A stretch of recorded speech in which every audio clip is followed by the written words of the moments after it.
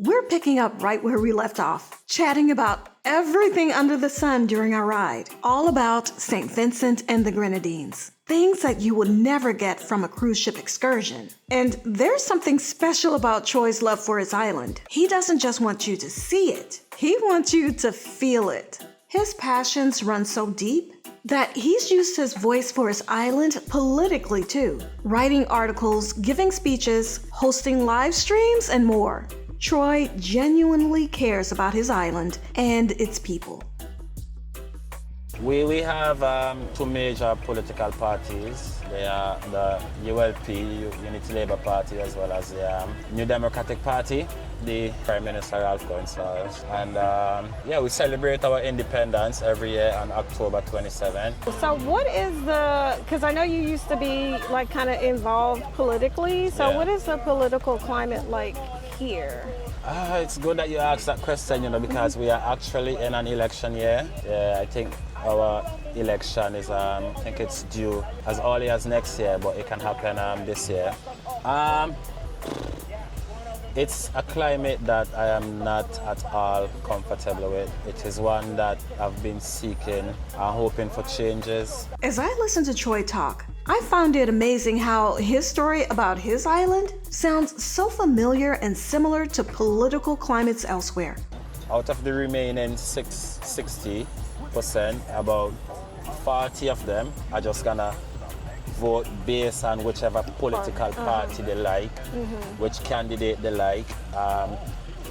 My parents used to vote for this party, so I'm gonna vote traditional voters. And they just don't vote based on policies. We talked a lot about politics, but I don't want to go too deep into that here. But it just made me think, when we're on vacation, especially on ships, our lives back home might have more in common with the crew happily serving us than we realize. Hey, are you enjoying this content so far? If you are, I hope that you will like this video and subscribe to the channel so that I'll know to create more content like this. We have a volcano which has erupted I think about 4 or 5 times. Most recent was in 2021. It was actually on my birthday, April 9th, 2021. Oh. Yeah, that was the last eruption we've had. Yeah, that was an experience for me. I had a birthday with a bang, an explosive birthday. Okay. And I don't want to sound like I was happy for the experience, but I was happy because I've always been told about my grandparents and my parents' experience when it erupted in the last eruption before this one. Which was 79, I think, wasn't it? 79, okay. Yeah. And so, the dust that you're seeing is from people cleaning the house roof. Alright. See somebody up there cleaning.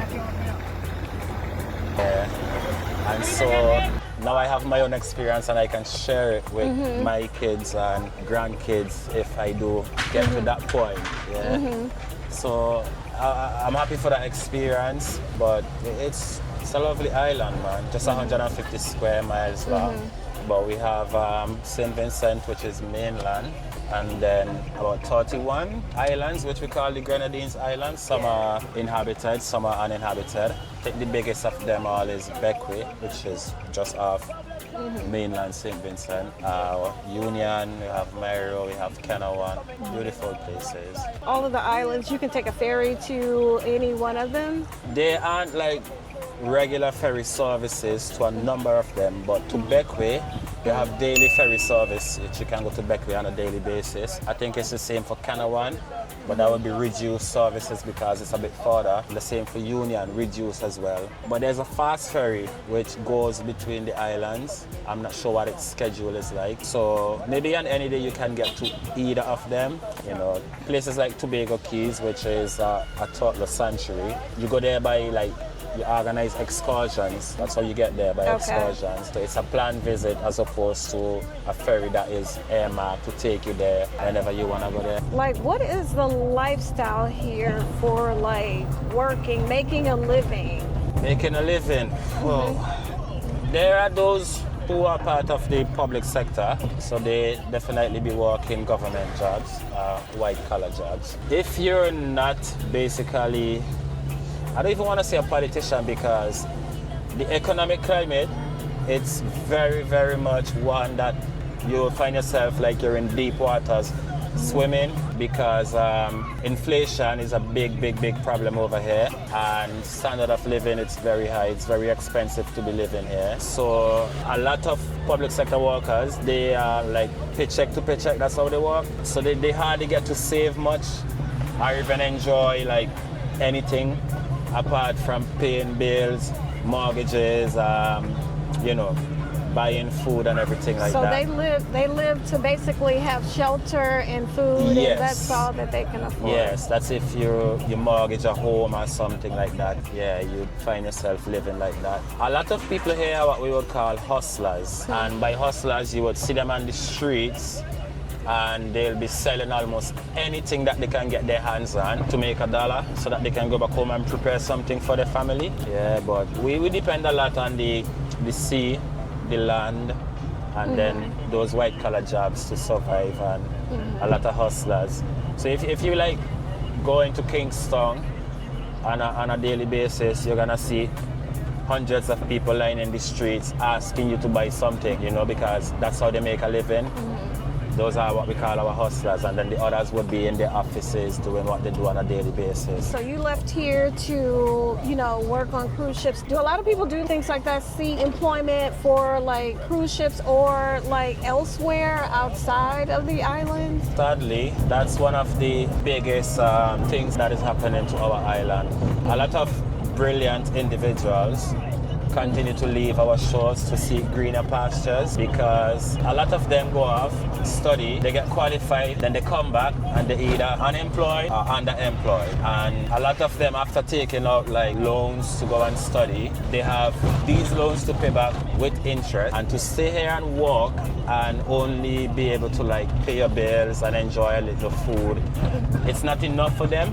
So what they do is that we have what is called a brain drain, where a lot of us leave St. Vincent shores to go to greener pastures. And you will find most of us joining like the British Army or Navy. We will go off to Canada to pick fruits. That's what we call it, picking fruits, to work on farms basically. Maybe to the US, you know. And migration is a big issue here in St. Vincent and the Grenadines. I think it's an island thing, because growing up we always look at America and the UK as places that are, of course, let's say, chasing the American dream, even though we are from Caribbean, you know, and we look at those places as places where we want to be, you know. So yeah, migration is a big issue, and a lot of us keep leaving and going. I did it. I left teaching after 11 years as a teacher in high school, and I went off to sail. I worked with Carnival for almost 5 years, and then I left Carnival, and instead of staying in St. Vincent, I decided that I'm gonna move to the UK instead to try again, look for something better than just being in St. Vincent and the Grenadines, because it's just not lucrative enough to just, remain So you here don't in St. plan Vincent. to come back here and like live out your years, or? I do want to live out my years here in St. Okay. Vincent. It's where I want to be. Yes. I don't want to leave at all, because it's home. Whoa. Yeah, as I was saying, home is where I want to be, because I now have my daughter here. Yes. Like family, friends, the whole lifestyle here. It may not be as enticing as living in America or the US, as we would see on TV, because a lot of us try to live like how we see these celebrities living on TV, you know, but it's impossible. But I'm of the opinion that we do live a lot happier than a lot of these celebrities, because we enjoy so much. You know, so much is at our fingertips. Fresh fruit, vegetables, fish.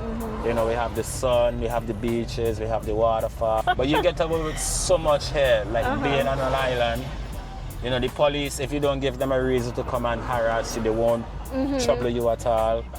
You know, you rarely like getting fighting with anybody. It's just everybody happy going about their business, and it's where I'd rather be, you know. But economically it's not the best place for me, so I have to keep like, you know, going out and walking in other countries. But the goal is to definitely just remain here, and like, instead of, because St. Vincent for me in the last 7 years, it has become a vacation home for me. And that's only because you're out trying to make a better trying living to make a living, for your family. Okay. So it's where I'd rather be. I'd rather be home. It's where I'd rather be. So speaking of family, and my first couple of days here, you brought me over and cooked food for me. So let's talk about the food. And we already talked about it a little bit about, you know, how your families cook. You rarely eat out, you know, things like that. Yeah. So let's talk a little bit about food as far as being a part of the culture here in St. Vincent. Yeah, food is one of the main reasons as well why I rather be home, because we eat a lot healthier than a lot of these big countries. Like fast food, it's a rarity. So because you said I mean, you have 2 fast food restaurants here from the U.S., right? Yeah, Subway and 2 fast food franchise, Subway and KFC. I mean, they get a lot of sales, but still, a lot of households prefer on a daily basis to prepare fresh food. Like they cook a meal every day, as opposed to having meals on the fridge and everything like that. Yeah. So that's, I prefer that. The fact that we cook with so many herbs and spices and we marinate our meat and make it edible all the way to the bone. That's what I love about cooking here. And I love cooking. I love to cook. Some of the dishes that we create here, it's just amazing. Very unique. It's with mutton as well as beef,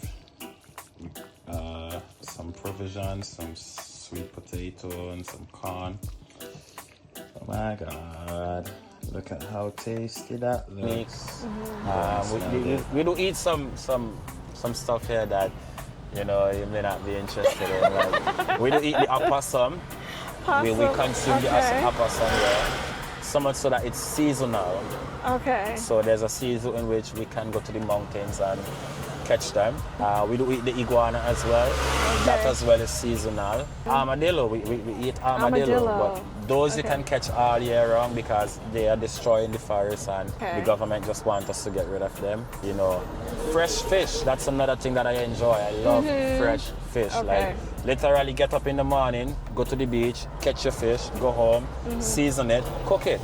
Yeah, the food here, it's amazing, man. Almost anywhere you go, you can enjoy your food. You're always gonna be licking your fingers. Yes, well, I would tell you the things that you and your mom cooks for me, and then the things that I've had, like even at the hotel, the roti that you just got me from VJ's. Yeah. Everything has been good.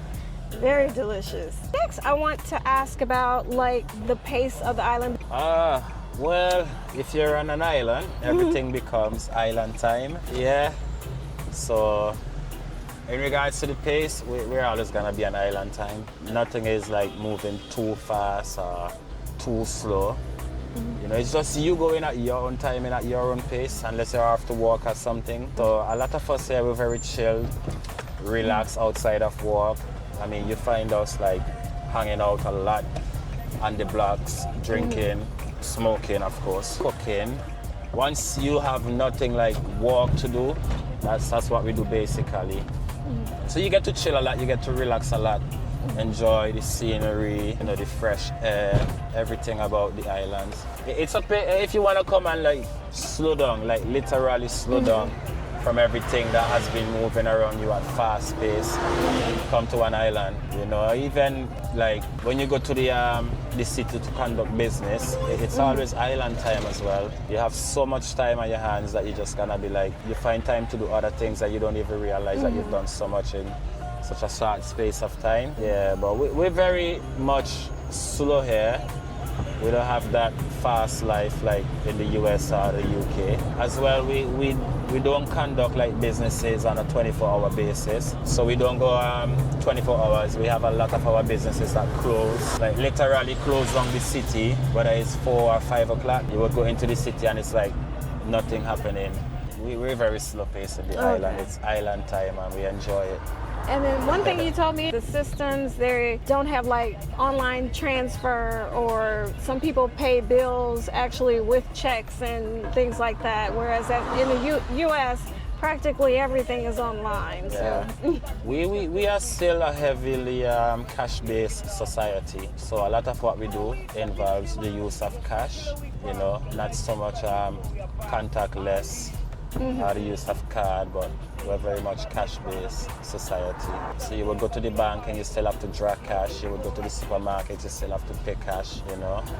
We're slowly becoming a society where the use of card is becoming a part of our day-to-day conducting of businesses, but it's mostly cash. All right, so I have a question. So since you've been to other countries now, the UK, the US, and I mean, you experience like the differences in culture, the differences in systems and everything. Are there things that you like in the other countries more, or are there things that, you know, hey, that's good, but still I'd rather be home? Or what are your feelings when you go to travel to other countries?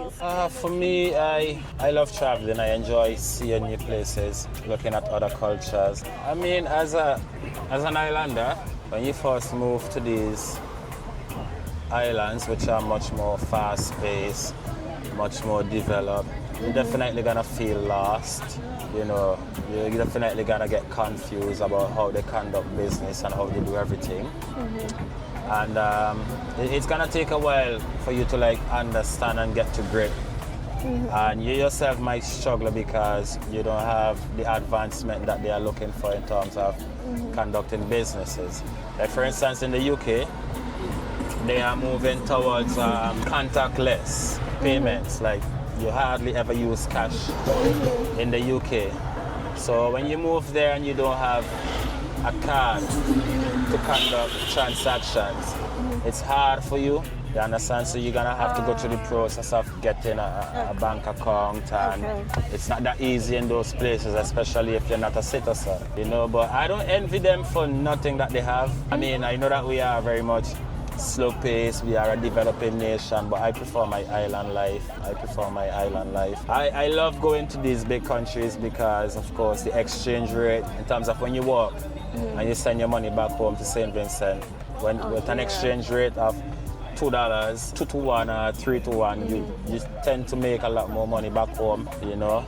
But if you head there and you start looking at it as dollar for a dollar, like $1,000 in the UK, you won't look at it and say, okay, this is $3,000 back home in Vincentian money. If you go and you look at it dollar for dollar, you very much would be like struggling. If you are looking to send your money back home to St. Vincent and save it, then you can definitely do good. So for us, it's like these bigger islands are like cash cows. You know, so we go and we milk them and then we come back home, and we definitely, I prefer my island life like over any other country. I do love the US though. I do love the US. There are a lot of places in the US that, you know, I could be like, yeah, I could see myself fitting in and making a living. It's a lot of culture shock. I've experienced a lot of culture shock in the US and the UK, and that is expected because I'm not from those places. But I prefer my island lifestyle. Once I have enough money and can live here comfortably in the islands, I'll definitely be here living. Okay, yeah. Once again, this kind of depth and insight is something I'd never get from a cruise ship excursion. I really appreciated everything Troy shared with me on that ride back to my hotel.